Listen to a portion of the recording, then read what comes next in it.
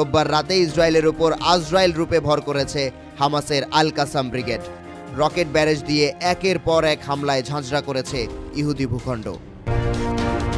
গাজার গোপন সুড়ঙ্গ থেকে বেরিয়ে এসেছে হামাস যোদ্ধারা। দেরি না করে সরাসরি আক্রমণে নেমেছে ইহুদি জালিমদের বিরুদ্ধে, যারা এতদিন গাজার ফিলিস্তিনিদের নির্বিচারে হত্যা করেছে, বোমা মেরে উড়িয়ে দিয়েছে মুসলিম ভাইদের এক একটি দেহ। এবার তারই প্রতিশোধ নিতে ইসরায়েলের রকেট হামলার মধ্য দিয়ে হামাস তাদের এবারের অভিযানের সূচনা করেছে। বিষয়টি নিশ্চিত করেছে খোদ ইসরায়েলি সংবাদ মাধ্যম দ্য টাইমস অফ ইসরায়েল। খবরে বলা হয়, রোববার রাতে গাজা ভূখণ্ড থেকে 10টি রকেট ছুড়ে হামাস, যা আঘাত করে তাদের বহুতল ভবন, রাস্তাঘাট ও সাধারণ মানুষের ওপর। হামাসের হামলায় বেশ কয়েকজন ইহুদি গুরুতর আহত হয়েছে বলেও জানিয়েছে ইসরায়েলের প্রতিরক্ষা বিভাগ।